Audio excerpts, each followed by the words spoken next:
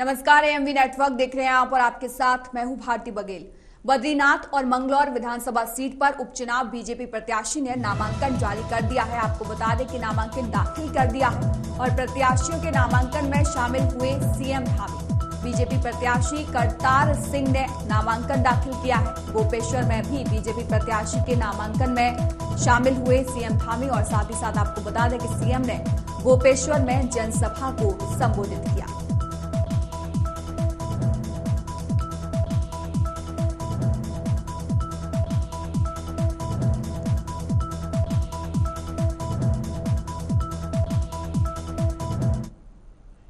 भाई सीधे लिए चलते हैं आपको गोपेश्वर, जहां पर सीएम धामी मौजूद हैं।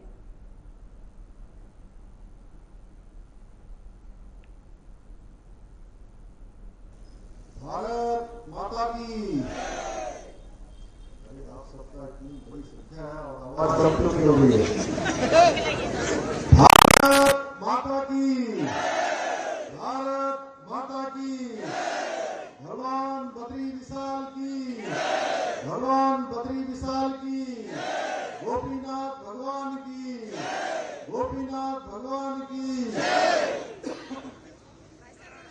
बद्रीनाथ विधानसभा के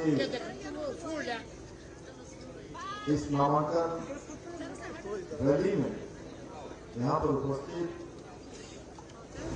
आप सबके बीच से निकलकर जिन्होंने आज विश्व के सबसे बड़े संगठन भारतीय जनता पार्टी के प्रदेश अध्यक्ष के रूप में और उच्च सदन राज्यसभा में आप सबके आशीर्वाद से वहां तक जाने का सफर तय किया है।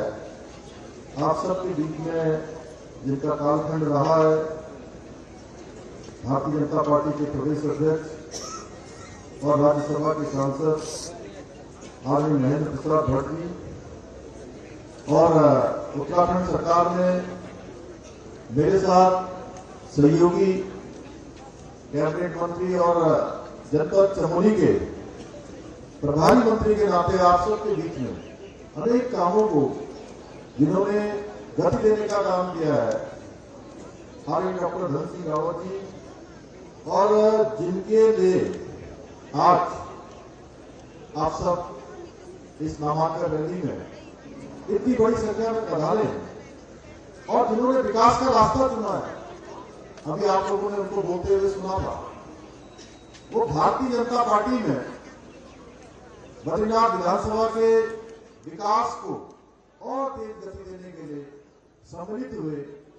आप सबको उनको विजयश्री दिलानी है। ऐसे इस क्षेत्र के प्रत्याशी आप सबके प्रिय श्री राजेंद्र सिंह भंडारी जी,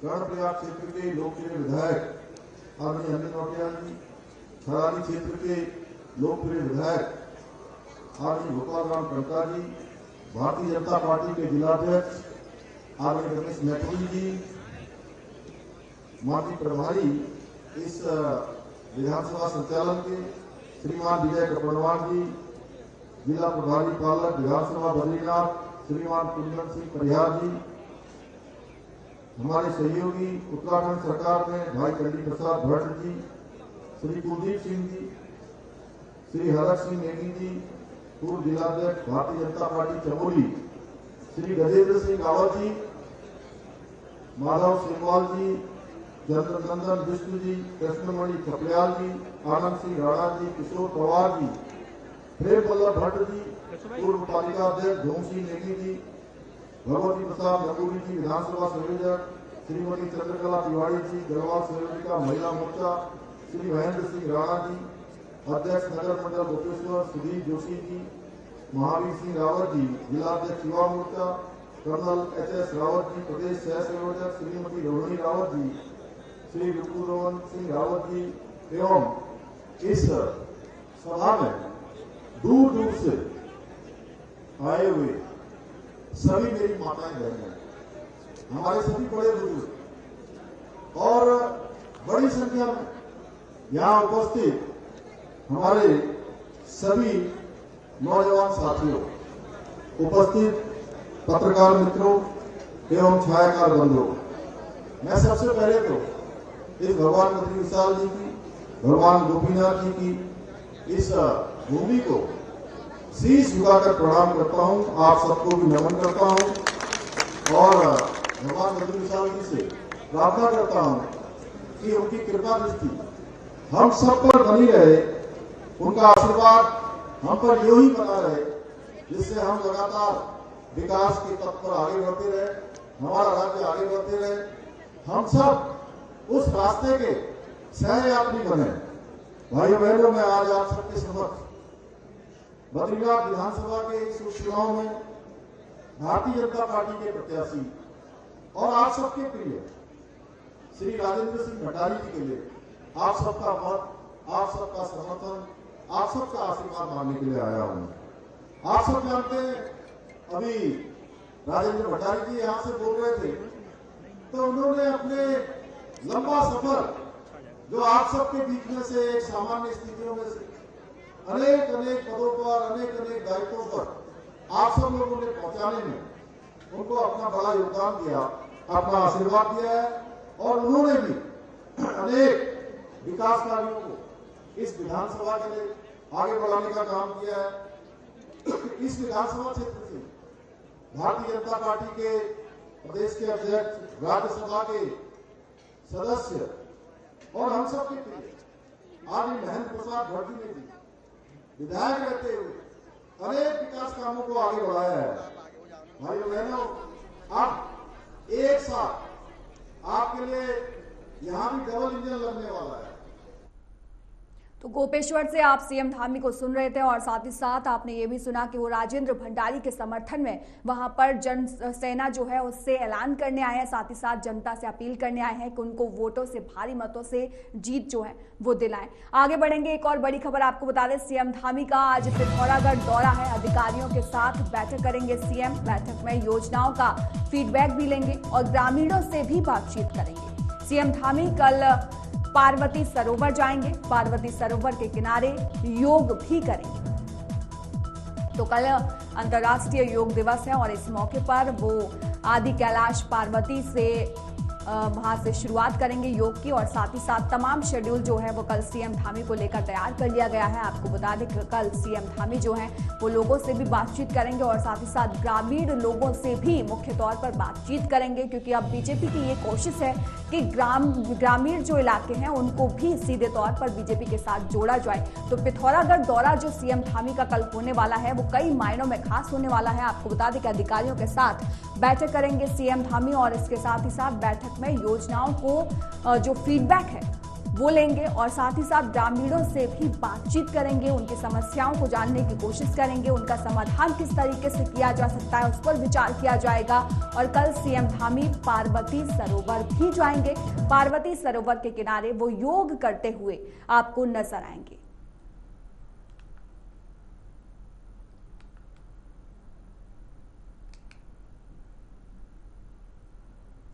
तो बैठक में योजनाओं का फीडबैक लेंगे सीएम धामी और साथ ही साथ ग्रामीणों से भी बातचीत करेंगे। आपको बता दें कि 2 विधानसभा सीटों पर उपचुनाव होना है और वो 2 विधानसभा सीटों पर अभी से बीजेपी जो है वो अपनी ताल ठोकती हुई नजर आ रही है। बीजेपी का दावा है कि तमाम कोशिशें कर ले चाहे कोई भी पार्टी, लेकिन इस बार जीत जो है वो बीजेपी की होनी है और इसको लेकर तमाम तैयारियां शुरू कर दी है। आपसे थोड़ी देर पहले आपने देखा था किस तरीके से राजेंद्र भंडारी के समर्थन में सीएम धामी उतरे थे और अब पिथौरागढ़ का दौरा वो कल जो करने वाले हैं वो भी कई मायनों में खास रहने वाला है। आपको बता दें कि अधिकारियों से वहां पर फीडबैक लेते हुए वो नजर आएंगे, ग्रामीणों से भी बातचीत करेंगे और साथ ही साथ उनकी कोशिश रहेगी कि जो ग्रामीण इलाके हैं उनको सीधे तौर पर सरकार के साथ जोड़ा जाए और उनका जो विकास है वो और तेज गति के साथ किया जाए, क्योंकि इस बार के जो चुनाव हुए लोकसभा चुनाव उसमें ये फील किया गया कि कहीं ना कहीं जो कमी रही वो ग्रामीण इलाकों को जोड़ने पर, किसानों को जोड़ने में कहीं ना कहीं पीछे रह गई बीजेपी और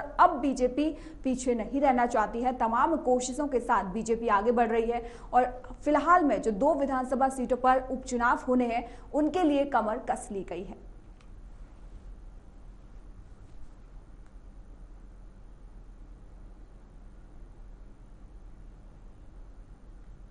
तो सीएम धामी का आज पिथौरागढ़ दौरा है जो कई मायनों में खास रहने वाला है और साथ ही साथ आपको बता दें कि कल 21 तारीख है और 21 तारीख को अंतर्राष्ट्रीय योग दिवस है और इस पर भी खासा तैयारियां जो हैं वो उत्तराखंड में की गई हैं। आपको बता दें कि आदि कैलाश पार्वती से वो वहां से सरोवर से शुरुआत करेंगे योग की और तस्वीरें आपको कल बहुत ही रोचक देखने को मिलने वाली हैं, क्योंकि अंतर्राष्ट्रीय योग दिवस पर प्रधानमंत्री मोदी से लेकर तमाम नेता जो हैं वो अपने अपने तरीके से एक संदेश देते हुए दिखाई देते हैं। और साथ ही साथ आपको बता दें कि आज जो है बहुत ही खास मायने निकाले जा सकते हैं पिथौरागढ़ दौरा के, क्योंकि बहुत सारे कार्य जो हैं वो सीएम धामी की तरफ से यहां पर किए जाएंगे।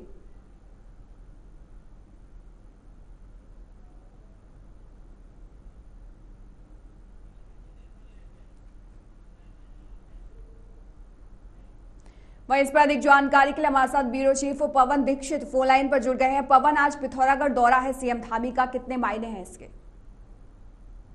बिल्कुल भारती, आपको बता दें क्योंकि आज मुख्यमंत्री पुष्कर सिंह धामी का जो कार्यक्रम है वो आज सुबह मुख्यमंत्री पुष्कर सिंह धामी ने जो मंगलौर और बद्रीनाथ विधानसभा में होने वाले उपचुनाव को लेकर के भारतीय जनता पार्टी के प्रत्याशी के समर्थन में रैली को संबोधित किया और उसके नामांकन दाखिल करने के समय भी वो वहां मौजूद रहे। और इसके बाद में मुख्यमंत्री पुष्कर सिंह धामी आज पिथौरागढ़ के दौरे पर है और आज 3:30 बजे वो पिथौरागढ़ पहुंचेंगे और जहां पर वो 4 बजे सेना के अधिकारी और बीआरओ और आईटीबीपी के अधिकारियों के साथ वो समीक्षा बैठक करने वाले हैं। आज का जो ये दौरा है वो काफी अहम है, क्योंकि पिथौरागढ़ ऐसी जगह है जहां पर कल मुख्यमंत्री पुष्कर सिंह धामी आज वहां पहुंच करके इन अधिकारियों के साथ फीडबैक लेंगे। साथ ही साथ जो जिला प्रशासन है और अन्य जो वहां पर विकास के कार्य चल रहे हैं उन सभी कार्यों की समीक्षा बैठक करने वाले हैं और साथ ही अन्य विकास के कार्यों को कैसे गति दी जाए उसको लेकर के निर्देशित भी करेंगे। साथ ही मुख्यमंत्री का आज प्रवास भी पिथौरागढ़ में होगा, क्योंकि कल सुबह पिथौरागढ़ से ही जो आदि कैलाश है पर मुख्यमंत्री पुष्कर सिंह धामी कल 21 जून को राष्ट्रीय योग दिवस के अवसर पर वहां पर योग के कार्यक्रम में भी शिरकत करेंगे। ठीक है पवन, आप लगातार हमारे साथ बने रहिए, आपसे आगे भी अपडेट लेते रहेंगे। इस बीच एक और बड़ी खबर आपको ऋषिकेश से बता रहे हैं। 4 हेलीकॉप्टरों की आपात लैंडिंग कराई गई है। केदारनाथ से ये हेलीकॉप्टर लौट रहे थे और आपको बता दें कि यूपी के मंत्री समेत 20 लोग इस हेलीकॉप्टर में सवार थे। खराब मौसम होने के चलते ये आपातकालीन लैंडिंग जो है वो कराई गई है। उत्तराखंड में आज मौसम ने करवट बदल ली है। यहाँ सुबह से बारिश जारी है। मौसम खराब होने के चलते ऋषिकेश एम्स में 4 हेलीकॉप्टरों की इमरजेंसी लैंडिंग कराई गई। इसमें एक हेलीकॉप्टर में यूपी के एक मंत्री भी थे। वहीं एम्स के पीआरओ संदीप कुमार ने बताया कि विभिन्न हेली कंपनियों के 4 हेलीकॉप्टरों ने एम्स में इमरजेंसी लैंडिंग की है। ये सभी 4 धाम यात्रा के थे, जिनमें से एक हेलीकॉप्टर यूपी के पीडब्ल्यूडी मंत्री का था। वहीं मौसम खराब होने के कारण इन हेलीकॉप्टरों का जॉली ग्रांट एयरपोर्ट से रूट डाइवर्ट कर एम्स किया गया था।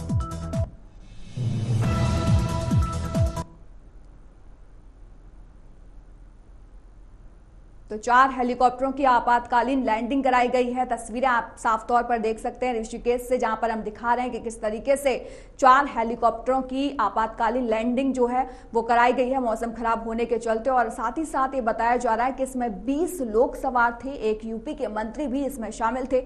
और जब देखा गया कि मौसम ने करवट बदल ली है और आगे का जो रास्ता है वो अब मुमकिन होता नहीं दिखाई दे रहा है, तो उसी को देखते हुए ये इमरजेंसी लैंडिंग जो है वो कराई गई है। तस्वीरें आप साफ तौर पर देख सकते हैं ऋषिकेश से, जहां पर 4 हेलीकॉप्टर आपको खड़े हुए दिखाई दे रहे हैं। इनकी आपात लैंडिंग जो है वो कराई गई है। केदारनाथ से ये सभी हेलीकॉप्टर लौट रहे थे और तभी मौसम खराब होने के चलते इन हेलीकॉप्टरों को इमरजेंसी लैंडिंग करानी पड़ी और इन हेलीकॉप्टरों में कुल 20 लोग सवार थे।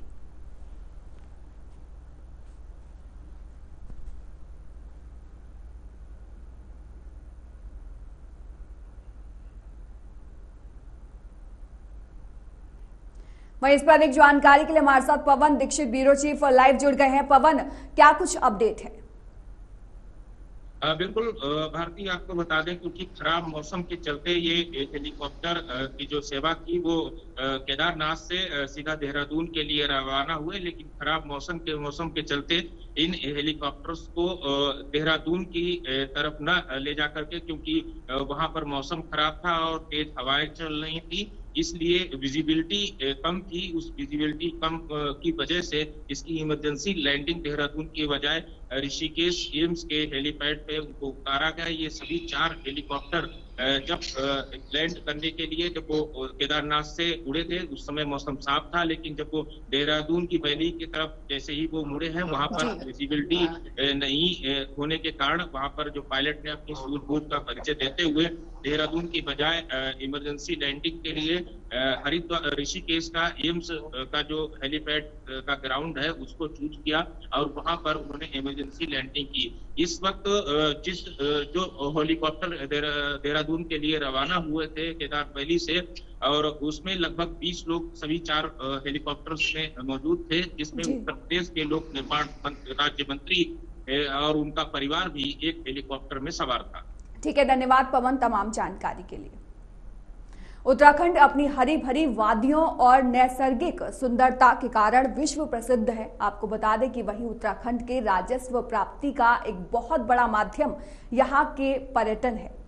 वहीं कैबिनेट मंत्री सतपाल महाराज ने उत्तराखंड में सड़कों का जाल बिछाने के लिए और सड़कों को सुंदर बनाने के लिए अपनी प्रतिबद्धता जाहिर करते हुए कहा है कि बहुत जल्द ही मुख्यमंत्री पुष्कर सिंह धामी स्वयं और अजय टम्टा केंद्रीय सड़क परिवहन मंत्री नितिन गडकरी से मुलाकात करने दिल्ली जाएंगे। उन्होंने कहा कि इस मुलाकात के जरिए वो उत्तराखंड के लिए बहुत बड़ी सौगात लेकर आने वाले हैं। कुछ ऐसे भी मामले हैं जो सुलझे नहीं हैं, उनको सुलझाने का काम भी किया जाएगा और सीमा के इलाकों को जो वाइब्रेट विलेज से जोड़ा जा रहा है उनको केंद्र से भी जोड़ा जाएगा और पूरे उत्तराखंड में सड़कों के जाल को बिछाया जाएगा ताकि श्रद्धालु और पर्यटक स्थानीय लोगों को किसी प्रकार की कोई भी परेशानी का सामना ना करना पड़े। हम जाएंगे, माननीय मुख्यमंत्री जी जाएंगे और हमारे अजय टम्टा जी जाएंगे जो इस समय जीत करके मंत्री बने हैं और जाकर के सारी समस्या रखेंगे। जो मामले सुलझे नहीं है उनको सुलझाएंगे और उत्तराखंड के लिए अधिक से अधिक पैसा लाएंगे ताकि यहाँ की सड़कें बन सकें और सीमा के इलाकों को जो वाइब्रेंट विलेज के साथ हम जोड़ रहे हैं उनको हम केंद्र से जोड़ सकें। उन्नाव से 7वीं बार चुनाव जीते साक्षी महाराज का हरिद्वार में साधु संतों ने स्वागत किया। साक्षी महाराज निर्मल अखाड़े के महामंडलेश्वर हैं। आज शंकराचार्य चौक से कनखल स्थित निर्मल अखाड़े तक शोभा यात्रा निकाली गई, जिसमें साधु संतों ने साक्षी महाराज का स्वागत किया। मीडिया से बात करते हुए साक्षी महाराज ने कहा कि उत्तर प्रदेश में बीजेपी को चुनाव हराने के लिए विदेशी ताकतें सक्रिय थी। उत्तर प्रदेश में विदेशों से पैसा निवेश किया गया है क्योंकि प्रधानमंत्री की कुर्सी का रास्ता उत्तर प्रदेश से होकर गुजरता है, इसलिए कुछ विदेशी ताकतों को मोदी का तीसरी बार प्रधानमंत्री बनना स्वीकार नहीं था। इसलिए उत्तर प्रदेश में बीजेपी को सबसे ज्यादा नुकसान पहुंचा है। गृह मंत्री को इसकी जांच करानी चाहिए। पूरी ताकत से उत्तर प्रदेश में सक्रिय रही, मोदी जी टारगेट पर रहे और चूंकि प्रधानमंत्री की कुर्सी का रास्ता उत्तर प्रदेश होकर के निकलता है तो विदेशी ताकतों ने पूरी ताकत इसलिए झोंक दी कि अगर उत्तर प्रदेश में सीमाएं सारी की सारी तोड़ दी थी, जिस तरह से पैसा पूरे प्रदेश में बांटा गया, मेरे जनपद में बांटा गया, आपको आश्चर्य होगा एक छोटे से बूथ के लिए 50,000 रुपये लेकर 10 लाख रुपए तक का ऑफर। तो इस तरह से अब ये बड़े बड़े देश भी इस बात लिए परेशान थे कि हमारे यहाँ तो दोबारा नहीं बनते, यहाँ तो तिबारा बन रहा है। तो ये मोदी और भारत विश्व का नेतृत्व करेगा, दादागिरी भारत की चलेगी। तो जिनकी दादागिरी चलती थी वो भी परेशान थे, उन्होंने भी यहाँ पैसा मुझे लगता है निवेश किया है और माननीय गृह मंत्री को इसकी जांच करानी चाहिए कि विदेशों से कितना पैसा किस माध्यम से आया जो हमारे देश को कमजोर करने के लिए लगाया गया। पौड़ी शहर में तपती गर्मी से आज जनमानस परेशान दिखाई दे रहा है। ऊपर से पानी की किल्लत से स्थानीय लोग परेशान हैं, जिसके चलते आज शहर के विभिन्न संगठनों के पदाधिकारी ने जल संस्थान पौड़ी के अधिशासी अभियंता SK रॉय से मुलाकात की। विभिन्न संगठनों के पदाधिकारी ने बताया कि पानी की किल्लत से हर जगह हाहाकार मचा हुआ है। कई स्थानों पर 2-2 समय पानी दिया जा रहा है तो किसी स्थान में एक भी समय पानी नहीं आ रहा है, जिसके चलते स्थानीय लोगों को पानी की किल्लत से जूझना पड़ रहा है। इस दौरान सभी संगठनों के पदाधिकारी ने अधिशासी अभियंता को एक ज्ञापन प्रेषित किया, जिस पर उन्होंने मांग की है कि इस समय पानी के बिलों में 50% छूट दी जाए, क्योंकि पानी के लिए लगातार स्थानीय लोग परेशान रहे हैं और उसके बावजूद उनसे 100% पैसे वसूलना नाइंसाफी होगी। आज के तक उत्पन्न हो चुकी है, अगले साल में दोबारा और इससे बढ़ जब हमने कहा आपको डब्बे लगे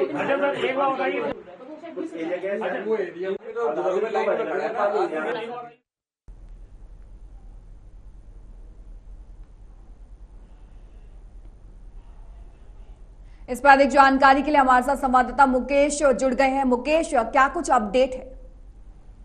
जी बिल्कुल भारती, बताना चाहूंगा कि पिछले लंबे समय से पानी की समस्या मंडल मुख्यालय पौड़ी में लगातार देखने को मिल रही है।